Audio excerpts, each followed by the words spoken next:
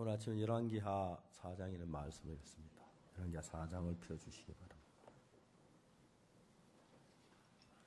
열왕기하 4장 1절에서 7절 사이에 있는 말씀을 읽습니다.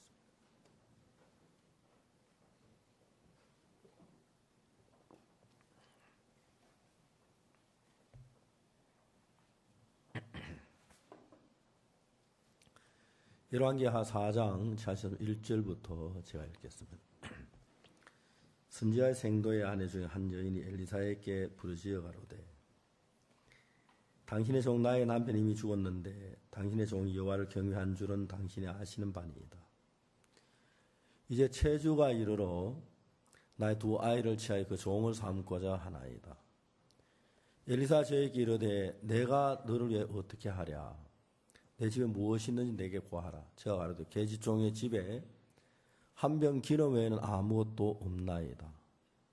가도 너는 밖에 나가서 모든 이웃에게 그릇을 빌라. 빈 그릇을 빌되 조금 빌지 말고 너 내 두 아들과 함께 들어 문을 닫고 그 모든 그릇에 기름을 부어서 차는 대로 옮겨 놓아라. 여인이 물러가서 그 두 아들과 함께 문을 닫은 후에 저는 그릇을 그에게로 가져오고 그는 부었더니 그릇에 다 찬지라. 여인이 아들에게 이르되 또 그릇을 내게로 가져오라. 아들이 가로되 다른 그릇이 없나이다 하니 기름이 곧 그쳤더라. 여인이 하나님 사람에게 나아가서 구한데 저가 가로되 너는 가서 기름을 팔아 빚을 갚고 남은 것으로 너와 내 두 아들이 생활하라 하였더라. 거기까지 읽었습니다. 여러분 열왕기하 4장 선지자 생도의 아내 이야기는 여러분 너무 많이 들어서 다 외웠죠. 예. 어떤 사람들 이건 나는 남편도 안 죽었고 우리 두 아들 종으로 팔려가지도 안 하고 교회 잘 나오고 하는데 또 이 이야기가 또 내게 필요해? 그런 사람들이 들어있을 겁니다. 어떤 이야기는 어떤 사람의 이야기가 전혀 나하고 상관없는 이야기로 생각하는 사람이 있을 것이고 또 실제 그럴는지 모릅니다. 그러나 성경은 하나님이 이 말씀을 또 우리에게 하고 싶은 하나님의 간절한 마음이 있기 때문에 현재 여러분의 마음이 어떤 것을 불문하고 하나님께서 여러분에게 어떤 마음을 갖기를 원하신다는 그 마음을 발견하면 다른 무엇보다 여러분의 마음이 하나님의 마음과 상당히 가까워질 것입니다. 하나님의 마음이 가까워지면 가까워질수록 여러분의 사고하고 생각하는 모든 게 하나님 편으로 흐르게 되고 하나님의 생각과 멀어지면 멀어질수록 여러분의 사고하는 모든 것이 세상 편으로 흘러가서 꼭 하나님 편으로 하면 안 될 것 같고 망할 것 같이 느껴지고 세상 편으로 하면 잘 될 것 같고 그런 마음으로 흘러가기 쉬운 것이기 때문에 하나님 그걸 이렇게 우리에게 보여주고 있는 것입니다. 아까도 이야기했습니다만 군유스코 학생들이 대학생 약 450명이 지난 1년 동안 해외 봉사하다가 돌아왔습니다. 정말 그 학생들하고 얘기는 너무 신선하고요. 학생들이 젊었다는 그 자체도 좋지만은 학생들이 그냥 인간 그대로예요. 빵 같은 거 생기면 서로 먹으려고 막 싸우고 막 움켜쥐고 막 그거 보면 똑같은 인간인데 그들 속에 세상에 어느 누구도 갖지 못했던 새로운 마음의 세계를 읽어보면 너무너무 놀라울 만한 것들이 있어요. 그런 또 학생들이 세상에 또 잘 빠져요. 근데 그 학생들이 돌아와서 귀국 발표를 하는데 여러 가지 프로그램이 있어요. 아프리카 댄스도 하고 중국 댄스도 하고 그다음에 간정도 하고 또 리얼 스토리라고 그 학생 지난 이야기도 하는데 그 가운데 학생들이 만든 미국에서 온 학생들이 만든 리멤버라고 하는 9.11 테러 사건 때 일어났던 그 이야기를 이들이 연극으로 꾸몄어요. 9.11 때 비행기가 4대가 납치가 됐는데 2대는 쌍둥이 삘뚱이 한 대씩 들어받아 쌍둥이 삘뚱을 무너뜨렸고 그 다음에 이제 2대가 그렇게 됐고 한 대는 펜타곤에 이제 들어받으려고 해서 그 다음에 나머지 한 대는 백악관을 향해 간지 어디를 가는지 모르지만 끌려가고 있는데 그때 비행기 안에 되어진 일이에요. 그 비행기 안에 44명이 있었는데 이제 그 납치범들이 가슴에다 폭탄을 이렇게 장착해가지고 다 죽일 거야. 우리 말 들어. 근데 참 묘한 것은 그 비행기 안에 승객들이 딱 마음이 둘로 나누어지는 거예요. 조종석에서 이 사람들이 조종사를 죽였어요. 그리고 이제 조종사가 죽이고 난 뒤에 이 납치범들이 비행기를 몰고 어디론가 가고 있어요. 이게 승객들이 다 알았어요. 승객 가운데 이제 전화를 해서 가족들 전화를 했는데 비행기 2대가 사람 탄 그대로 쌍둥이 빌딩에 들어받아서 2대의 비행기가 쌍둥이 빌딩 무너지고 다 죽은 그 이야기도 이제 가족들 전화 들었어요. 근데 그 사람들 가운데서 그러면 저 사람들이 총을 갖고 있지 않으니까 우리가 덤비면 두 사람 얼마든지 우리가 제압할 수 있다. 저 사람들이 폭탄을 가지고 있잖아. 폭탄을 가지고 터뜨리면 다 죽어. 난 살고 싶어. 우린 그냥 순종에 따라야 돼. 하는 팀하고 아니야 우린 싸워야. 그 두 팀이 이제 팍 싸움이 벌어진 거예요. 제가 그 영화도 봤는데 이제 마지막에 어떤 장면이 나오느냐 하면은 이 사람들 폭파범, 납치범들을 이제 쳐들어가지요.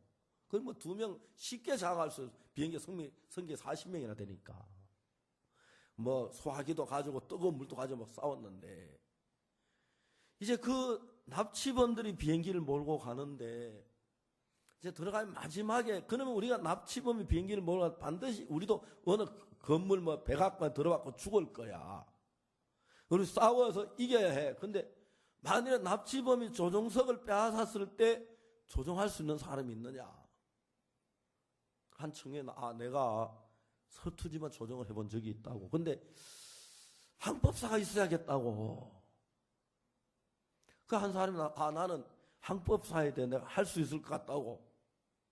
그래 이제 이 두 사람이 당신이 도와주면 내가 조종을 할 수 있다. 항법사가 이제 옆에 있어주면은 그래 이제 쳐들어가서 납치범들을 전부 다 이제 장악해 죽이고 이제 조종석을 빼앗았어요.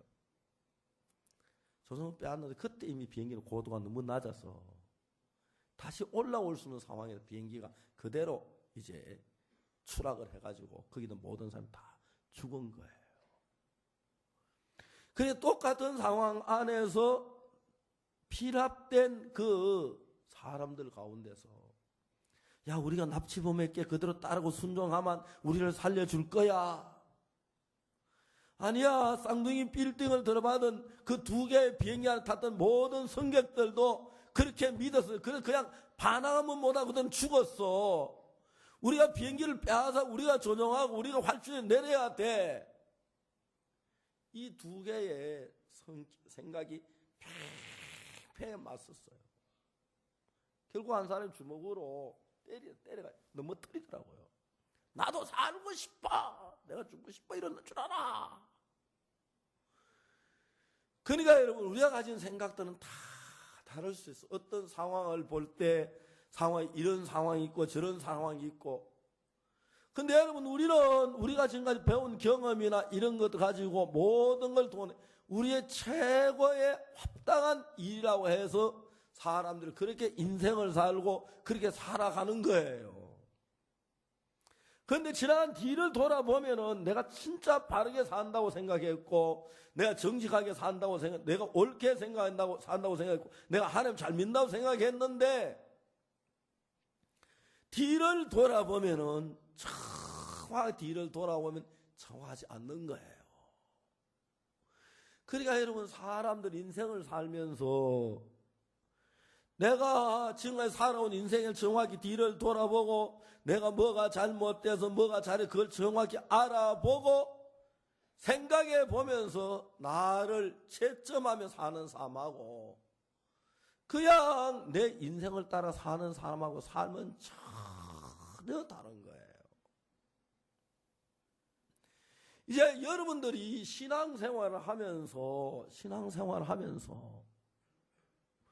제가 구원을 받고 난 뒤에 복음을 위해 살면서 딸 하나하고 아들 하나를 낳았는데 저는 제가 목사니까 처음에 나는 정말 훌륭한 목사가 되고 싶다는 생각이 들었어요.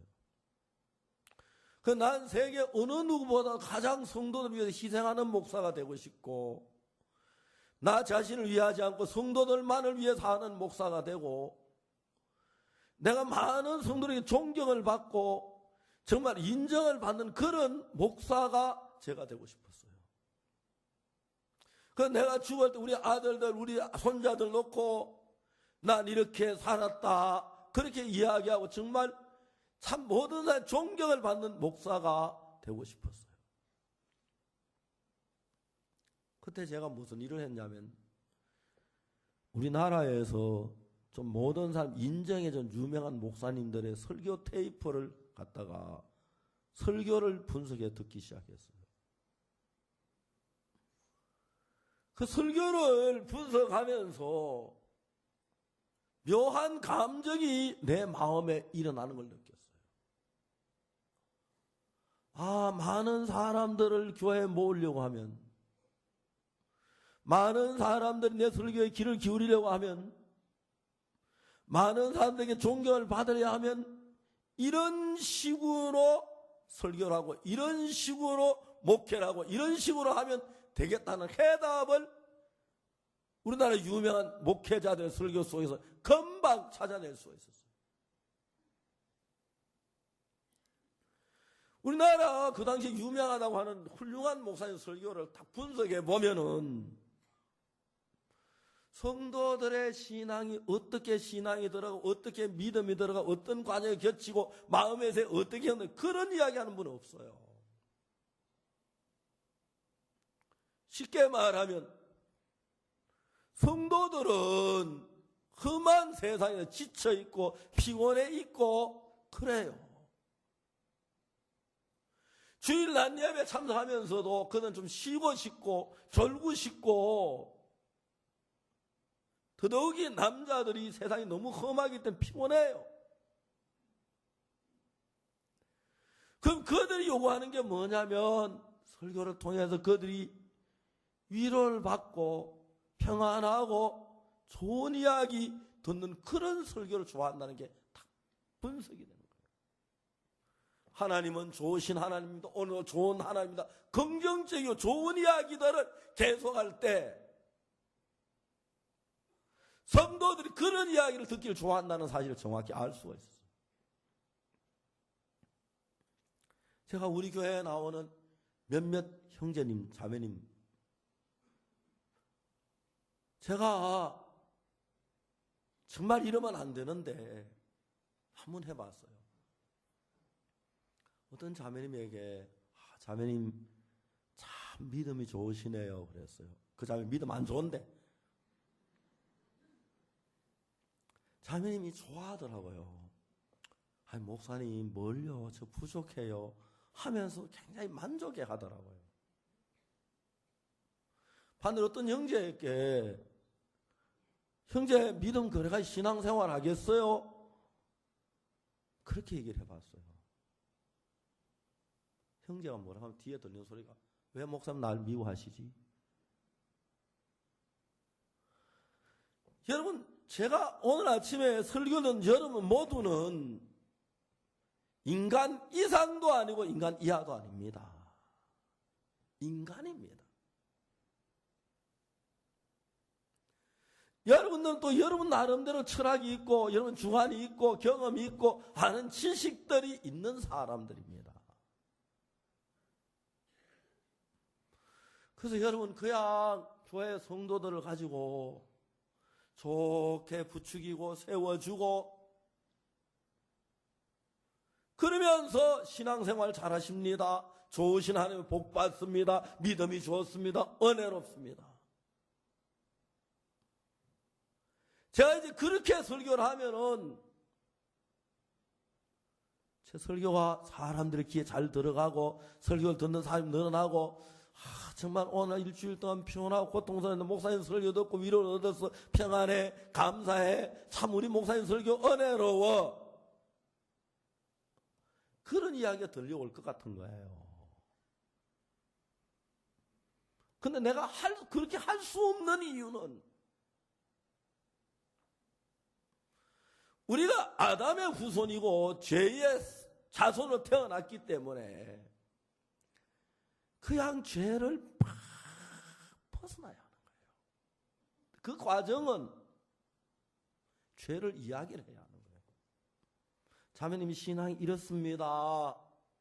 형님 신앙이 이렇으면 성경이 이렇게 얘기합니다. 제 아버지가 돌아가시기 전에 제가 아버지에게 이야기를 했습니다. 아버지 예수님 믿으셔야 합니다. 아버지는 잘 모르고 계시더라고요. 저는 아버지 생명이 얼마나 남았는지 그걸 계산하고 있었는데. 그러니까 아버지가 임종대가 가까운 걸 아니까 아들로서 아버지에게 하나님의 말씀, 예수님을 믿게 하야 하는 그게 내 큰 과제이기 때문에 난 그 이야기를 해야 했어요. 아버지 예수님 믿으셔야지요. 아, 내 믿는다. 걱정하지 마라.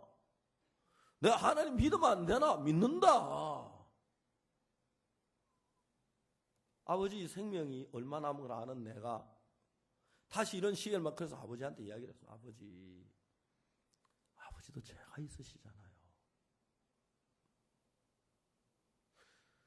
아버지는 한 번도 저에게 그렇게 말씀하신 적이 없으신데 그날 막 분노를 하시고 너 원숭이 애비 이놈 너 목사라 하면 애비한테 말버릇이 그게 뭐냐? 우리 아버지 진짜 사랑해. 그날 막 아버지 흥분 노하셨어요. 내가 아무 말도 못하고 아버지 물러나왔어요.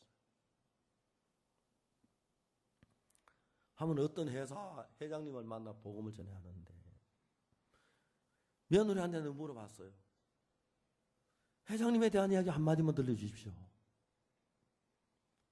얼마 전에 어떤 그 교회 목사님 오셔서 회장님 보고 장로님은 죄가 죄인이라고 그랬대요. 그러니까 막 회장님이 푹 기워하셨어요. 목사님, 내가 무슨 죄 짓는 거 봤습니까? 무슨 죄가 있다 합니까? 말씀해 보세요. 목사님 굉장히 막 당황했다 하더라고요. 그 얘기 들으니까 제가 가서 뭐 할 이야기가 없는 거예요. 우리 기본 문제가 신앙의 죄의 문제 정확히 해결돼야 하는 건데 죄의 얘기를 해야 해요. 하소연을 고민해서 어떻게 죄인이라는 얘기를 하지? 죄인이라고 또 막 화를 내신다는데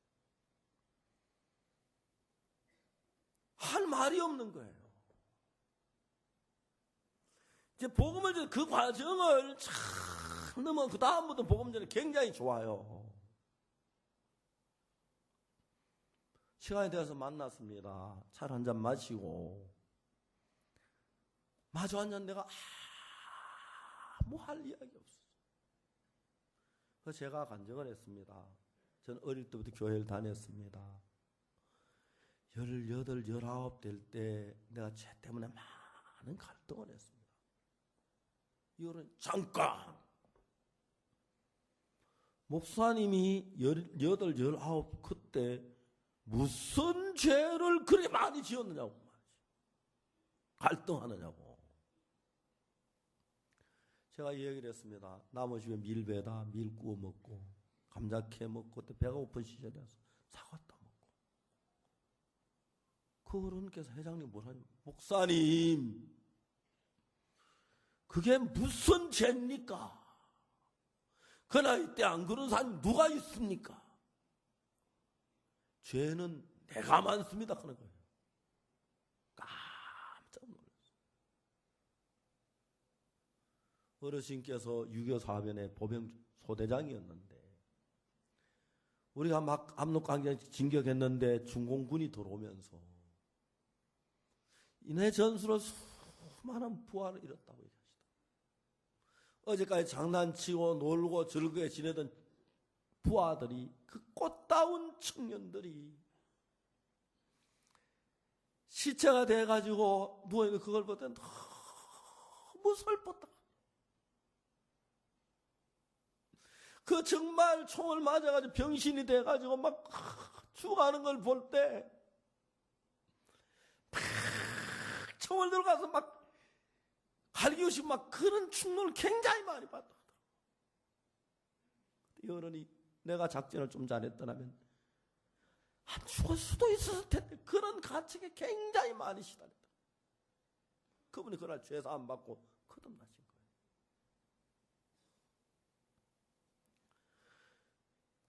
대통령 여러분을 만나서 복음을 전하면서 제일 어려웠던 게 대통령에게 어떻게 대통령 각하께서는 죄님이 계시옵니까? 아무리 좋은 이야기를 해도 죄를 지적하는 자체는 다 싫어요. 하나님의 은혜가 아니면 그래서 기도를 해야 하고 하나님의 긍휼을 입어야 하고 예수님의 은혜를 입어야 할 수밖에 없는 거예요. 그런데 여러분 성경을 이야기하려고 하면은 성경엔 너무 우리 인간들의 마음이 적나라하게 표현되어 있고 인간들의 마음의 흐름이 너무 정확하게 기록되어 있어서 이 이야기를 빼놓고 죄에 넘어갈 수가 없는 거예요. 근데 사람들의 생각은 다 자기 나름대로의 생각을 가지고 있기 때문에 신앙이 잘못된 사람은 자기 나름대로 잘하는 줄 알고 내가 좀 부족하긴 해도 그는 신앙 열심히 했어, 잘했어, 충성했어 그런 마음들을 다 가지고 있는 거예요. 이제 그런 상황에서 여러분 우리 오늘 모두 좋은 하나님이시니까 오늘 예배 참석하면 충분합니다. 예수님 하늘나라 갑니다. 복 받습니다. 이제 이런 이야기로 지나가면 참 좋아. 그건 신앙은 안 되는 겁니다. 신앙이 되기 위하여 정확하게 내가 살아온 이 삶하고 하나님의 삶이다. 삶을 바꾸는 이야기죠. 오늘 아침에 열왕기하 4장의 선지자 생도의 아내 이야기에서 정확한 이야기가 뭐냐면 이 여자가 자기가 가지고 있던 그 마음의 생각에서 어느 날 어떤 일에 부딪히면서 여자가 무슨 생각을 하냐면은 지금까지 내가 가졌던 이 모든 생각은 잘못된 생각이야. 내 이 생각까지 나는 망해. 이 생각 나는 죽어. 내가 생각을 바꿔야 돼. 그런 마음 하나가 이 여자에게 들어왔어요. 변행의 복음을 전한 김광훈 목사님 그 간증이 기쁜 소식지에 나왔어요. 2월 달에 김광훈 성년 사모님이 세상 떠나게 나오는데 복음을 전하러 아프리카에서 말라리아로 아내가 죽은 뒤에 선교사의 마음이 어떤 마음일까? 내가 만일에 아프리카에 내 아내를 데리고 가서 복음을 전해 내 아내가 말라리아 죽었을 때 나의 마음은 어떨까? 그걸 좀 내가 알고 싶었어요. 오늘 아침에 기본서 2월달을 펴놓고 사모님이 세상을 떠난 그 이야기를 이제 읽어봐서 좀 간단하게 돼 있더라고요. 좀 자세히 내가 보고 싶었는데 성교사님이 가나에 갔다 왔는데 사모님 말라리아에 걸렸더래요. 뭐 그런가 보다 하고 약을 줬는데 말라리아 약을 뭐 낫지 않았다 하더라고요. 선교사님이 이 사람이 뭘 못 먹어 기력이 지내도 되겠냐.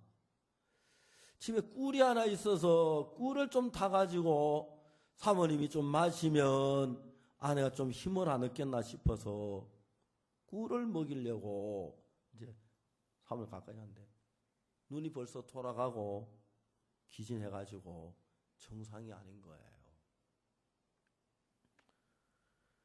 그래 오늘 이제 말라리아 약을 먹어도 안 낫게 내일 좀 병원에 입원을 시키려고 하는데 그래 밤늦게 병원에 입원을 시켰어요. 의사가 처방을 딱 땄는데 그 약을 사오래. 여러분 이런 거 아십니까? 아프리카는 약이 병원에 없어요.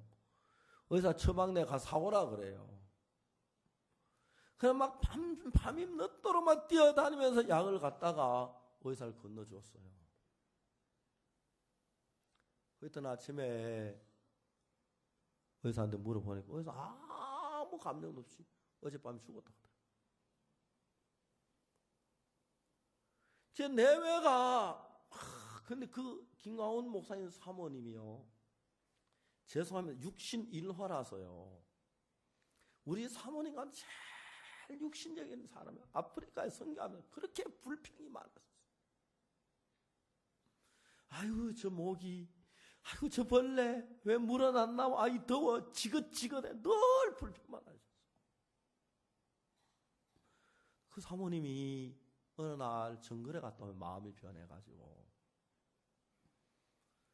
베냉에서 이제 영어권에 있다. 베냉은 불어권인데 가서 복음을 그렇게 어려운데 주변에 사모님들 이야기를 들어보면은 그 가방에다가 나이지리아 온 사람들이 영어를 한 사람들이 많아서 사모님 영어는 좀 잘하는데 불어는 처음에 전혀 모르니까 영어 성경 하나 놓고 그 다음에 또 불어 베냉 사람한테 불어 성경 한 건 놓고 사전 넣고 그러면 막 가방이 한 가방이 된대요.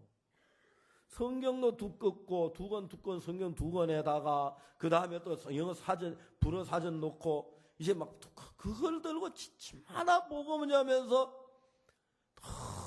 너무 간절하게 복음을 전하셨대요. 사모님이. 잠시도 집에 있지 않고 그 성경 가면 그 무거운 걸 들고 혼자 이거리 저거리 다니면서 사람 만나는 대로 영어를 할 줄 알면 영어 성경 펴놓고 얘기하고 불어 아는 사람 만나면 불어는 이제 사모님 잘 모르니까 막 대도 않는 이야기를 하면 불어 성경 펴놓고 사진 가지고 이야기하면서 이야기를 했다고 하더라고요. 근데 그 사모님이 세상을 떠난 거예요. 화장을 해서 항아리에다가 자기 아내 뼈를 남아가지고 한국으로 왔어요. 태덕산에 우리가 장사를 치렀어요. 그런 뒤에 김광훈 목사님 마음속에서 베냉이 막 무서워지기 시작해요. 내 아내를 죽인 나라, 내 아내가 거기서 복음을 전하다가 숨을 거둔 나라, 내 아내가 그 마지막 정말 거기서 세상을 끝마친 그 나라. 다시 베냉을 가려고 하니까 그 베냉이란 나라가 너무너무 싫고 너무너무 무섭고 너무 가기가 싫더라는 거죠.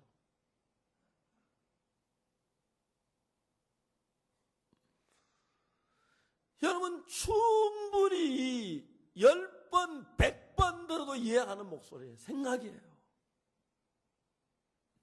김광훈 선교사만 아닐 거예요. 여러분 모두가 다 그럴 거예요. 다 그래요. 내가 잘 아는 말른 베이커리라는 선교사가 있어요. 아주 가깝게 지냈던 분입니다. 6.25 사면에 한국에 와가지고 이분이 전쟁에서 지뢰를 밟아서 병신이 됐어요. 동부 전투를 하다가 어느 날 하나님 말른 베이커리 뭐라고 기도했냐면 내가 한국에서 총을 들고 싸우지 말고 복음 성경을 들고 복음을 전하게 해주시고 기도를 했는데 며칠 후에 그렇다는 믿음이 와서 이제 성경 그리고 지뢰를 밟았어. 오른쪽 뒷다리 장단지 근육이 하나도 없어. 그래가지고 가서 병원에 치료를 받는데 치료를 다 받고 미국으로 건너간 거예요. 그래서 이분이 참 놀라게 지금 너무 신기한 게 장단지 근육이 하나도 없는데 다리가 보통은 똑같이 움직여져요. 뭐 산에 뛰다니 우리도 같이 지나고 막 그랬는데 선교학교에서 훈련을 마친 뒤에 어느 나라 가려면 한국 가려니까 가족들 친척들이 다 말렸다 하더라고요.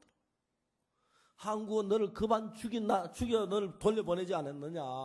한국이 너희 병신을 만들지 않았느냐? 한국 진절머리도 안 하지 않느냐? 왜 하필 한국 가려고 하느냐? 제발 딴 나라에 가라. 어느 나라든 가는 건 한국은 가지 마라. 이 선교사님이 뭐라고 말했냐면 울면서 내가 다리가 다쳤을 때 의사 내 오른쪽 다리를 끊으려고 했고 그 다음에 나에게 한평생 클러치를 가지고 살아야 한다고 말했고 그 다음에 의사가 나에게 뭐라냐면 스프링 장치가 달린 그 스타킹과 구두를 특수 구두를 신어야 한다 했고 그 다음에 의사가 나를 온전한 다리라고 말을 했다. 한국에 가려고 기도했나 한국에 하나님 고쳐 난 한국에 가야 한다. 이분 한국에 여러 또 복음을 전해. 지금 나이 많으셔서 달라서 교도소 중심으로 복음을 전하고 있어요. 김광훈 목사님이 편행에 대해서 한 번도 그 이야기 나한테 안 했거든요. 기본소 2월달 오늘 사모님이 세상 떠나간데 한 번도 김광훈 목사님 자기 마음을 내게 이야기한 적이 없는데 김광훈 목사님 간증이 나오길래 사모님 죽은 그 국학고 단소인을 그려놨더라고 기쁜 소식지에 사모님 죽은 그 기록을 하면서 그때 김광훈 목사님 이야기를 듣고 싶었어. 마음은 알고 싶어. 뭐 길게 이야기하는 다시 변행가니 너무 두려웠다. 내 아내를 죽인 나라. 내가 또 내가 또 딸들이 거기 가야 하나. 너무 두려웠다. 근데 제가 작년에 변행 갔을 때 피를 흘리고 생명을 바친 그 변행 나라가 아이와 월드 캠프 때 김광훈 목사님이 장관님을 초대하려고 장관님이 안 올 바쁘다 안 오는데 그때 장관 곁에 있던 대통령 아드님이 왔어요. 대통령 아들이 한국에 와 우리 캠프를 참는 이분이 너무 좋았어.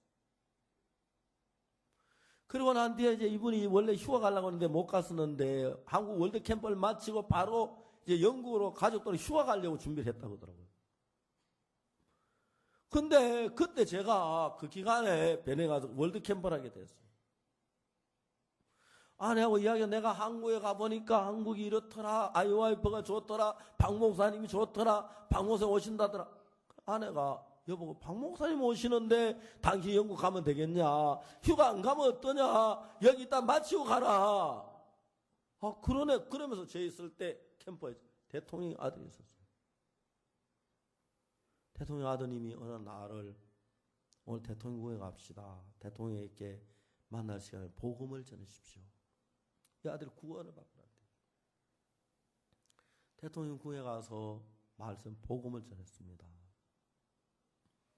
그리고 그 다음날 아들이 오더니 아드님이 오늘 아버지가 여기 아이와이프 캠프에 참석하실 것 같다고.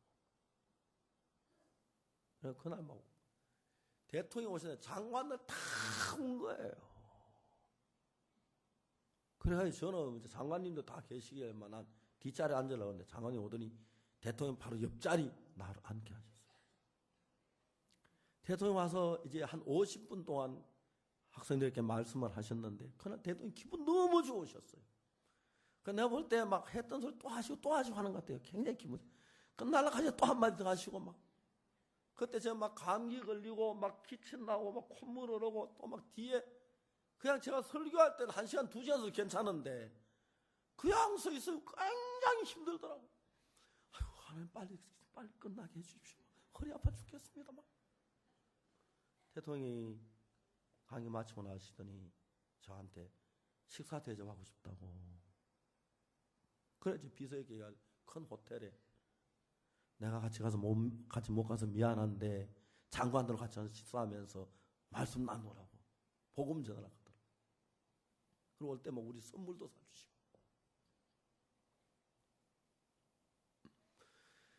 변행에 참 참 놀라운 복음의 역사가 일어나고 있는 거예요.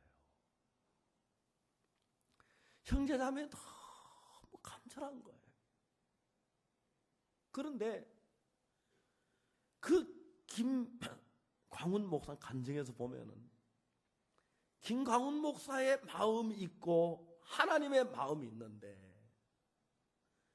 김광훈 목사는 베넥 내 아내를 죽인 나라, 말라리아 심한 나라, 말라리아 걸리면 약도 없는 나라, 거기 가면 죽는 나라, 막 싫은 마음이 김광훈 목사 마음에 가득 찼었어요. 근데 여러분 그걸 아주 막 길게 마음을 자세히 표현하진 않았어요. 그런데 하나님이 마음을 바꾸어줬다.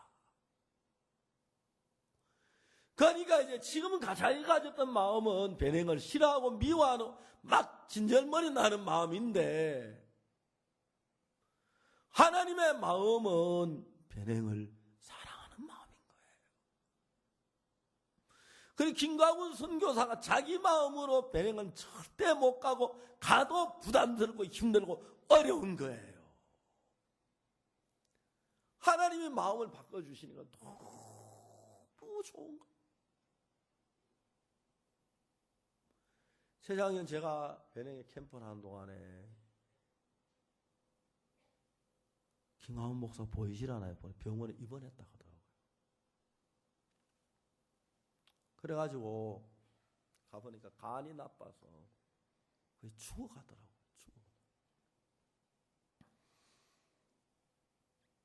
캠프를 마치고 김광훈 목사를 한국에 불렀습니다. 지금 생각해보면 아내가 죽었고 자기도 죽을 뻔했으니까 아내도 이래 죽어 나도 있으면 죽겠다 그런 마음이 들어서 제가 캠프하는 동안에 김광훈 목사가 나한테 숨겼더라고요. 자기 아픈 걸 숨겼더라고요. 나도 그런 걸 잘 몰라요. 나중에 뒤에 다른 목사님들 이야기 들으니까 막 피를 토하고 막 어려움 쭉 이야기하는 거예요. 한국에 불렀어요. 불러서 한양대학병원에 간 전문의학에 가서 치료를 받게 했어요. 나는 잘 모른다. 뭐 간이 잘 났는지 안 났는지 모르지만은 그래도 한양대학교 간 전문이면은 간에 대해서는 누구보다 잘 알 거다. 내가 한양대학병원에 간 전문의 만나보지 않았습니다. 진짜 정심 사고 싶었거든. 선물 사주고 싶은 마음이 왔는데 제가 그러지는 못해서 그 마음이 왔는데 김광훈 목사 한 달 동안 있는 동안에 간이 잘 안 났는데 너무 건강해졌어요. 다시 배낭 가는 비행기를 탔어요.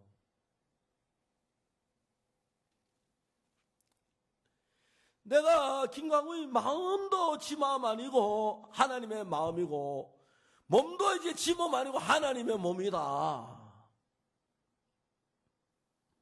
그때부터 배낭에 말할 수 없는 역사가 일어난 거예요.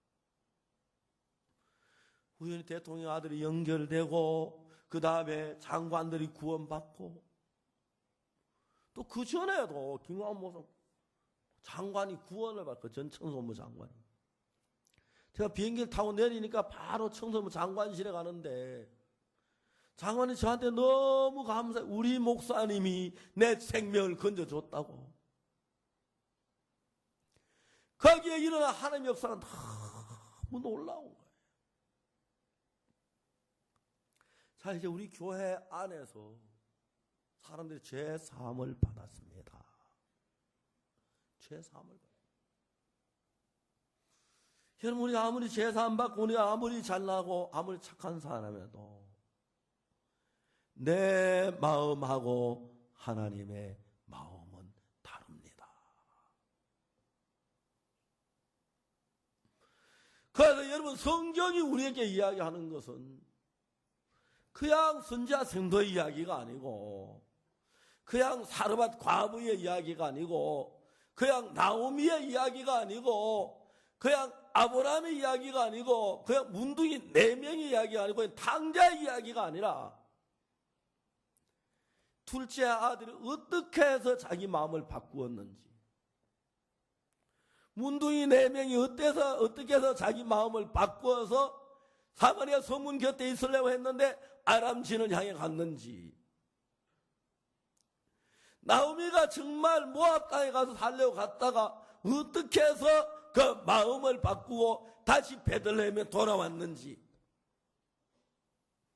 선지자 생도의 아내가 자기 방법으로 살다가 어떻게 해서 자기 방법을 버리고 하나님의 말씀을 따라왔는지, 그런 부분을 정확하게 이야기해 주고 있는 것입니다.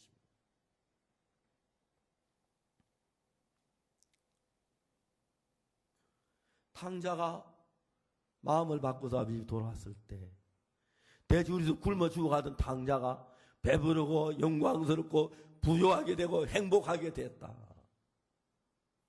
나오미가 모압 땅에 내려가 있는 동안에 남편이 죽고 2 아들이 죽고 사망이 그들의 집에 가득 찼는데, 베들레헴에 돌아오면서 이제는 생명의 역사가 일어나는데, 새로운 생명이 태어나는 일들이 일어나고 능력 있는 일이 일어난다. 전부 그런 얘기예요. 사르밧 과부가 자기 방법으로 살면 떡 하나 만들어 먹고 죽을 수밖에 없는데, 자기 마음이 아닌 하나님의 마음을 받아들이니까 풍성한 떡이 넘치는 삶을 산다. 사르밧 과부가 그랬고, 탕자가 그랬고, 나오미가 그랬고, 많은 하나님의 사람들이 자기의 마음으로 살 때하고 하나님의 마음으로 살 때 전혀 다른 현상들이 일어나고 있다. 성경은 그걸 가르쳐 주는 거예요. 선지자 생도의 아내가 마음을 바꾸는 거예요. 여러분들, 마음을 바꾸는 게 얼마나 귀하고 좋고 쉬운 건데, 여러분, 내 마음대로, 내 방법대로, 내 생각대로 살아온 나니까 마음을 바꾸는 게 굉장히 어려울 것 같고 힘들 것, 안 될 것 같으니까, 마음을 바꾸기 싫으니까 어쨌든 내가 내 생각 이래가지고 비벼 나가려고 하기 때문에 신앙에 문제가 생긴다. 그래서 하나님은 만물보다 거짓되고 힘이 부패한 게 사람의 마음이다. 네 마음은 썩었다, 네 마음은 더럽다, 네 마음은 악하다, 네 마음은 거짓되다, 네 마음은 엄란하다. 내가 그 마음 속에 역사할 수 없으니까 네 마음을 예수 그리스도의 마음으로 바꿔라. 그러면 내가 너 속에 일 좀 할게, 너를 복되게 할게, 너를 영광스럽게 할게, 너를 정말 귀하게 할게. 성경이 그 이야기를 하는 거예요. 김광호 목사님, 권영 사모님이 그냥 좋은 마음 가지고, 내가 구원을 받았으니까 아프리카 선교를 해서 맞아 복음을 전하면 구원 받으면 이러면 좋겠구나, 그렇게 생각을 했습니다. 하나님은 김광훈 목사님을 기뻐하지 않았습니다. 광훈아, 네가 가진 마음은 악한 마음이야. 난 네 마음 안에 일하지 않아. 네 마음을 버리고 그리스도의 마음을 받아야 해. 너희 안에 이 마음을 품어라. 그리스도 예수의 마음이니. 그리스도의 마음을 받아야 해. 김광훈 목사님이 자신의 마음을 가지고 아프리카에 가는 게 너무 부담스러웠어요. 내 아내를 죽인 베냉, 나도 죽을는지 몰라. 내 아내를 죽인 것처럼 내 사랑하는 아들, 딸, 내 안에 사랑하는 딸들도 말할리에 죽었는지 몰라. 그러면 내가 어떻게 돼? 그런 두려움이 김광훈 목사 속에 꽉 찼습니다. 김광훈 목사님은 그걸 말하지 않았습니다. 그냥 내가 두려웠다, 하나님 내 마음을 바꿔줘서 내가 베냉에 갔다, 그때부터 하나님이 일을 하기 시작했다, 그렇게 얘기했는데, 성경은 자세히 선지자 생도의 아내가 어떻게 마음을 바꾸었고, 나오미가 어떻게 마음을 바꾸었고, 둘째 아들이 어떻게 마음을 바꾸었고, 문두이 4명이 어떻게 마음을 바꾸었고, 베드로 어떻게 마음을 바꾸었고, 바울이 어떻게 마음을 바꾸고, 그 이야기를 이야기하고 있습니다. 여러분에게 교회는 선교하게 돈을 좀 내셔요. 그러면 내 마음, 그래, 돈 좀 내지. 그럴 마음을 가졌지만, 마음을 바꾸세요. 마음을 어떻게 바꿔? 나 잘 안 돼. 바꾸려 해봐서 안 돼. 그러면서 마음 바꾸는 걸 정확히 대충 해가지고 넘어가고 있기 때문에 하나님께서 우리 속에 놀랍게 일을 하실 수가 없는 거예요. 만일에 여러분 우리가 선지자 생도의 아내가 자기 마음을 버리고 하나님의 종의 말씀을 따라 마음을 바꾸었을 때 모든 게 너무나 놀랍게 해결돼요. 나오미가 자기 생각대로 베들레헴을 떠나 모압으로 갔다가 하나님의 뜻을 깨닫고 다시 마음을 하고 베들레헴에 돌아왔을 때 계속 죽음의 역사가 있던 그 과정에 새로운 생명이 태어난 역사가 일어나고 양식이 풍성한 모든 게 갖추어진 복이 임하더라.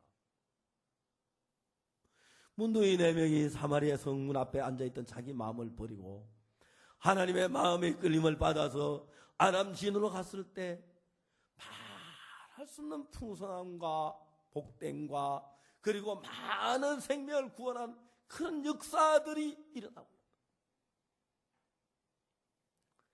하나님은 기쁜 소리 강남교회 형제 자매들아, 내가 성경에 기록된 대로 너희들 한 사람한테 이렇게 내가 일을 하고 싶다.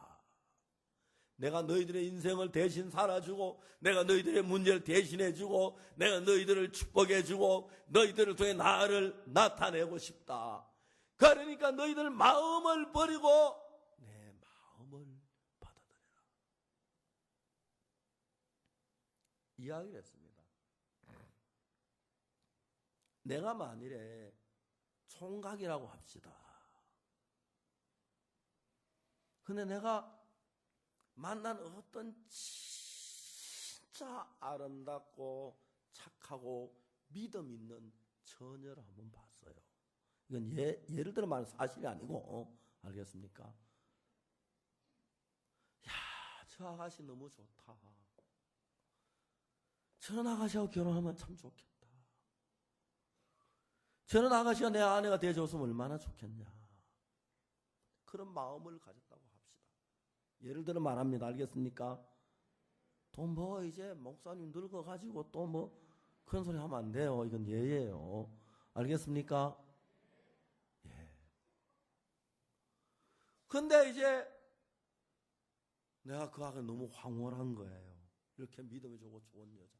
이제 가까이 갔어요. 사실 말을 건너면서 한마디 두 마디 하다가 어느 날 이 아가씨하고 결혼 이야기를 하게 됐어요. 그 아가씨 웃으면서 저 약혼했는데요. 다음 달에 결혼해요. 그런 말을 들으면 내가 어떻게 해야 합니까? 다 약혼 파혼하고 나하고 결혼해! 안 되지요. 내가 막 그렇게 좋았다고 할지라도 내 마음을 무너뜨리는 거예요. 약혼자가 있구나. 포기해야겠구나. 다른 사람을 구해야겠구나. 그게 이제 마음을 바꾸는 겁니다. 알겠습니까? 마음을 그렇게 바꾸는 겁니다. 마음을 그렇게. 저 앞에 땅이 너무너무 좋은데 내가 저 땅을 사가지고 건물을 지어서 그 우리나라 제일 멋진 식당을 하면 너무 좋겠다. 자리도 좋고 환경도 좋고 그래야겠다 계획을 하고 딱 갔는데 땅을 사러 갔는데 땅 주인이 진작 하시죠. 어제 계약했어요. 누구하고요? 그러면 여기에다가 커피집을 차린대요. 건물 짓는데요. 그럼 내가 그 땅에 기대했던 마음을 포기해야 하는 거예요. 그래요, 안 그래요? 에이, 늦었네. 내가 살라고 했더니 하면서 마음에서 이제 그 땅에 대한 모든 포기가 와야 돼요. 사람에게도 그렇고 땅에게도 그렇고 뭐든지 내가 기대를 가지고 있다가 어느 날 그 땅을 누가 샀다든지 그 여자 딴 남자 결혼할 준비를 됐다 그러면 내가 아무리 그 여자 마음에 들어도 포기를 해야 하는 것처럼 하나님께서 우리에게 말씀하시기를 야 박옥수 목사야 내가 너하고 일하고 싶어. 근데 내가 네 마음 안에서는 일 못해. 내가 네 마음 가지고는 일할 수 없어. 네 마음을 버리고 내 마음을 가져야 돼. 예수님의 마음을 받아들여야 돼. 그 이야기를 창세기부터 요한계시록까지 계속 틈틈이 하나님이 이야기를 하시는 거예요. 그래서 박옥수 목사의 봐라. 선지자 생도의 아내가 마음을 안 받고 가서는 다 망했지만 마음을 받고 나니까 하나님이 축복해 주시잖아. 나오미가 자기 생각 따라 모압이가 다 망했지만 베들레헴의 마음을 받고 돌아오니까 복을 주잖아. 기생 나합이 마음을 받고 이스라엘 편이 되니까 살잖아. 이제 그 탕자가 돼지로 굶어 죽을 수밖에 없는데 마음을 바꾸니까 살잖아. 목사님 마음을 어떻게 바꾸는데요? 그래 이렇게 내가 어떤 아가씨를 사랑했는데 결혼하고 싶었는데 너무 좋아서 밤에 잠도 못 자고 고민했는데 좀 상사병이 들릴 뻔했는데 그 아가씨 접근에 결혼하자 하니까 저 약혼했어요. 다음 달에 결혼해. 그러면 내가 그 아가씨에 가졌던 마음을 다 포기하고 비워버리고 지워야 하는 겁니다. 여러분 그렇게 하겠죠, 그죠? 내가 어떤 땅을 사서 그다음 뭐 농사를 짓는데 뭘 할 계획을 가졌다가 그 땅 주인이 어저께 땅 팔렸어요. 이 사람이 뭐 커피숍 하는 사람이 커피 장사한대요. 그러면 그 땅에다 미련을 부어서 버려야 한다는 것입니다.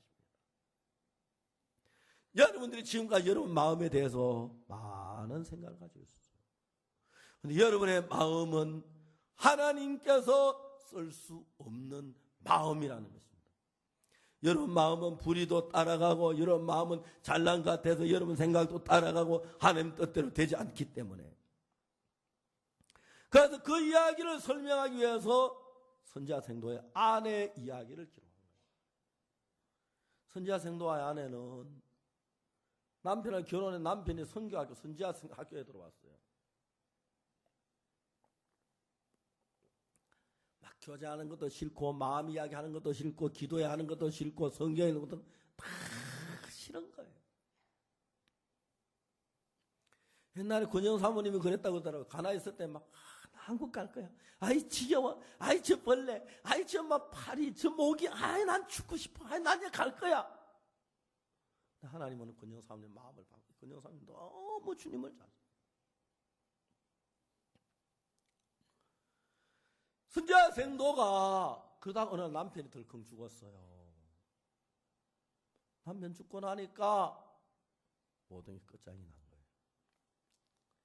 에이, 안 그래도 내가 막 신앙 선교하고 내가 저는 딱 때리치고 가서 두 아들 뭐 내가 뭘 하면 못 키우겠냐. 훌륭하게 키우면 되지. 그때부터 이제 막 밤낮을 일하느라 주일날 교회도 안 나오고 교회가 아주 멀어져가지고 열심히 돈을 벌고 했어요. 이 성경에 보면 이 여자가 그래 잘 될 것 같아요. 성공할 것 같아요. 그런데 하나님이 그 일을 막으셨어요.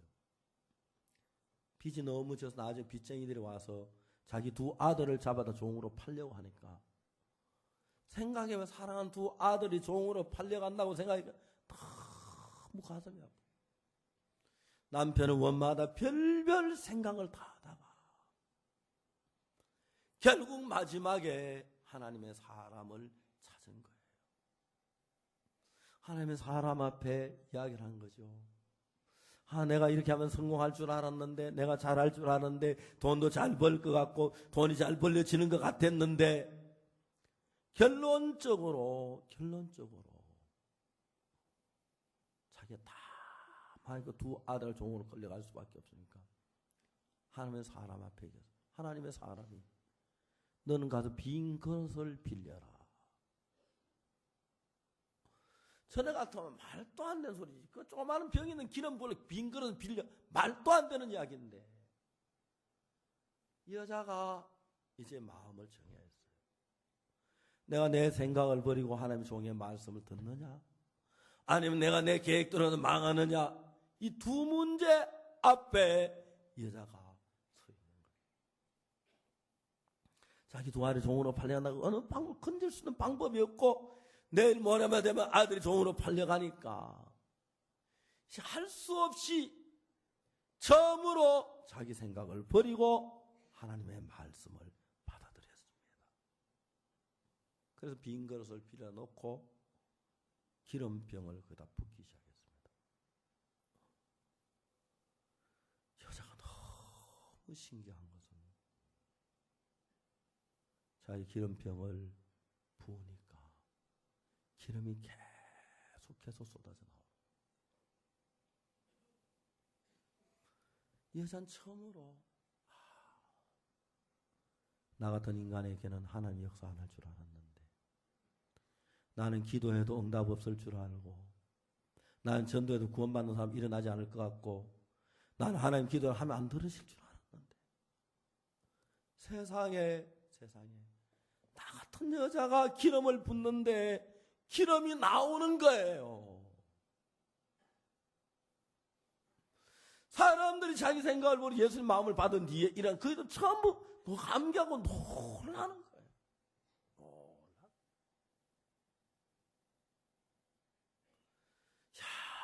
나 같은 인간인데 난 육신적인 믿음도 없고 나만 살아고 내 생각만 따라서 이런 인간인데 나는 신령해야 하고 믿음이 좋아야 하고 그래야 내 기름을 부을 때 기름이 나오지 내가 이러한테 기도한 기름이 안 나올 것 같았는데 이제 내가 어떤 사람이거를 불문하고 내 생각을 따르지 말고 내 생각을 버리고 하나님의 말씀을 내 마음에 받아들인 뒤에 하나님의 말씀을 따라 행하면 지금까지 여러분이 뭐 죄를 짓고 악하고 더럽고 상관없이 내가 내 생각도 다 모든 게 망했는데 하나님 말씀을 따를 거야. 이제 내 마지막 길은 하나님밖에 없어. 그래서 기름을 부을 때 그 육신적인 여자가 붓는 기름에도 기름이 나와서 방 안에는 기름이 가득 차더라. 이게 성경 말씀입니다. 오늘 아침 여러분이 지금까지 어떤 삶을 살았는지 불문하고 내가 내 생각대로 가는 이 자체를 하나님이 싫어하는구나. 내가 결혼하려고 했는데 그 여자가 딴 남자 약혼했다면 아무리 마음을 가지고 그 여자를 버려야 할 수밖에 없듯이 내가 이런 내 생각을 가지고 있는데 이 생각을 주님이 기뻐하지 아니하니까 버려야 할 수밖에 없구나. 그 내 생각을 버려 예수님의 말씀을 따라 교회 종의 인도를 따라 내 생각을 그렇게 한번 걸어가 보자. 그렇게 한번 따라보자. 여러분 이런 하나님의 말씀이나 교회나 종의 말씀을 여러분 따라가면 지금 여러분 붓는 기름이 넘치도록 역사가 일어난다는 걸 하나님의 성경에서 약속으로 말씀해 주고 있습니다. 선지자 생도의 아내처럼 다 망해서 자기 아들이 종으로 팔려갈 수 있는 그는 위급한 지경에 와서 여러분들 하나님 말씀을 따르지 말고 오늘 아침 하나님은 여러분 한 사람 한 사람 속에 능력으로 일하길 원하십니다. 그래서 나는 네 마음 너무 더럽고 썩고 추해서 네 마음하고는 일할 수 없어. 난 정말 너를 통해 일하고 싶은데 네 마음하고는 일할 수 없어. 네가 네 마음 그거 버리고 예수님의 마음을 담고 예수님의 마음으로 나누고 일해볼래? 그러면 내가 네가 하는 모든 일에 은혜를 베풀고 역사하고 성령으로 충만하게 일할 거야. 하나님 그 말씀을 열왕기하 4장에도 오늘 우리 한 사람 한 사람에게 말씀하십니다. 다시 한번 말씀드리지만 오늘 아침 이 자리에 앉은 여러분 누구든지 불문하고 하나님 여러분 속에 살아서 일하길 원하십니다.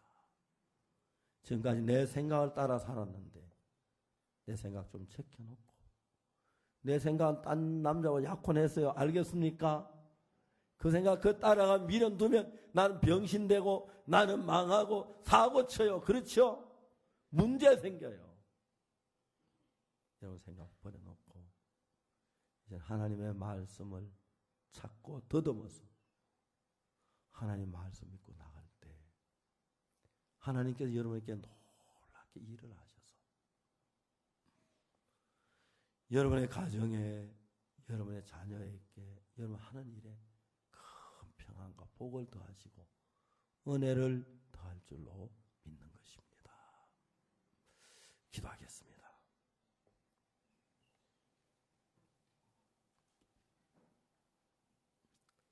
다 같이 잠시 동안 기도하는 시간을 가지겠습니다.